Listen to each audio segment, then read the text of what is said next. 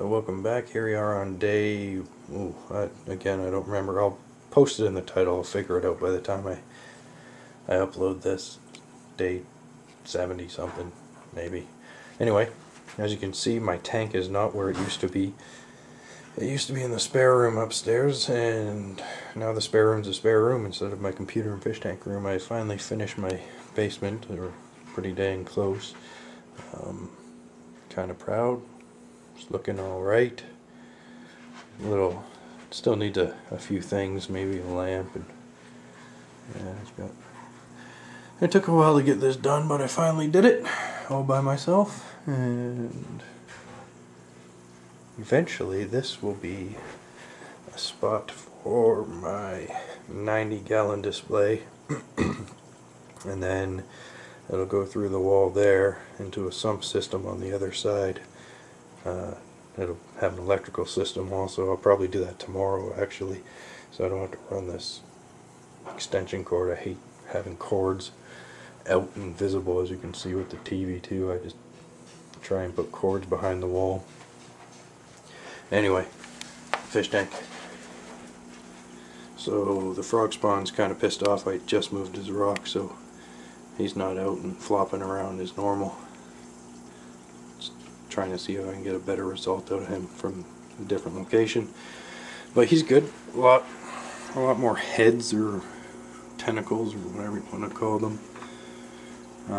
Mushroom's doing fine. Those guys are doing okay. I'm thinking I'm gonna trade them because I don't know, they're just not doing very good. This guy seems to have some new growth there on the bottom. See what happens. Oops, sorry. See what happens with that. The zinnia is growing like mad. It's got a new colony there on the right. It finally broke off from the main colony. Got a whole bunch of new stems from this bigger colony. I'm gonna have to frag that next weekend. It's just getting out of hand. The piece that snapped off and flew down to the bottom is attached itself to that piece of live rock where all that bubble algae is, which is annoying. Oh, the acan, if you see, he's got some shrimp in its mouth. Yeah, it's slowly disappearing. Some of them have already disappeared. That'll take about an hour to disappear. Those are doing fine, I think. Those are doing really well, actually. They're getting really big. Some are doing okay, except for that bubble algae. I hope that bubble algae stops. It's getting kind of annoying. Mitchell should be down there somewhere. Oh, there he is. He's still traumatized, or no, I think the clowns are picking on him also. Every time he comes out, they kind of give him hell. So he kind of stays in there. I think he'll be really happy when I get a 90-gallon, because he'll have some room to swim around and to jump back into his hole, and these guys will have their own territory wherever. So I'm looking forward to that, and I guess Mitchell is too. Jeff, where are you, Jeff? Oh, there he is. Jeff is looking good. He's really red, healthy, swimming around. Doesn't seem to be bothering the corals. Although, knock on wood, now that I said that, he'll probably eat them all. Yeah. Oh, the cauliflower coral. Yeah, it's dead. I don't know if it was a combination of lack of lighting or water quality went to hell because my skimmer crapped out on me.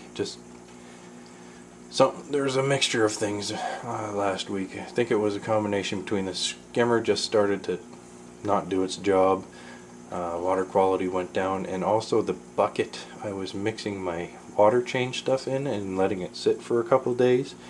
It had this really weird smell. I don't know what was going on, if it was a new bucket, if it didn't bode well with salt water. It was food grade, so I don't know, but the water stank for a week, and it was mainly from the bucket water. So I did a big water change, and everything seems to be going back to normal. speaking of skimmer, I went and got a new skimmer from a guy on a forum, a local reefer, and he gave a fair deal, which was really nice. It's a Aqua C Remora in sump skimmer rated up to 75 gallons, probably a little overkill for the system, but I'm not complaining.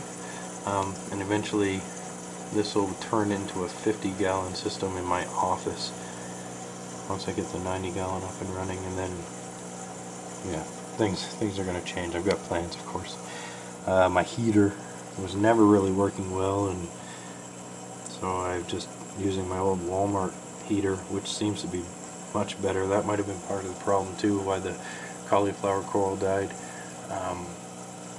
The temperature was just erratic for a couple days, and what happened was the cauliflower coral had what it seemed to be RTN, rapid tissue necrosis.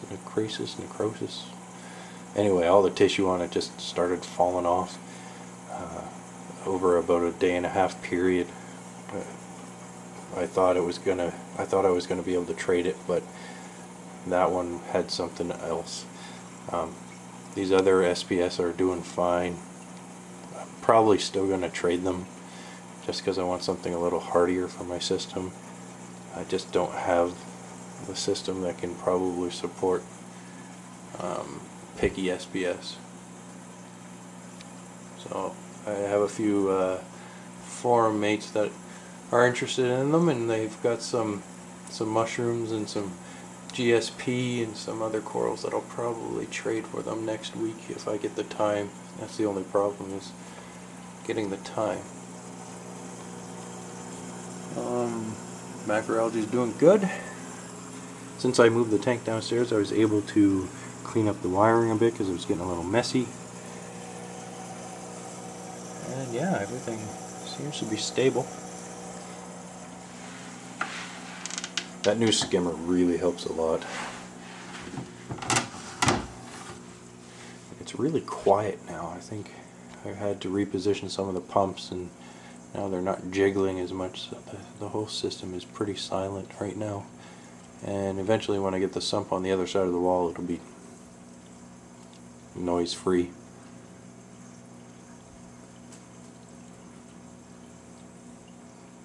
So yeah, hope you enjoyed the update. Next weekend I should put up another one, and I'll probably have a bunch of new corals because I should have some time and some expendable money to go out and pick up a couple frags. So hopefully, I'm hoping to put about 3 or 4 in next week to fill up some space. Maybe some more zoes for the zoe rock and something up top. I wouldn't mind some more Xenia, but a waving hand, or not a waving hand, a pom-pom. Maybe some more mushrooms for that rock. Sky's the limit. Later.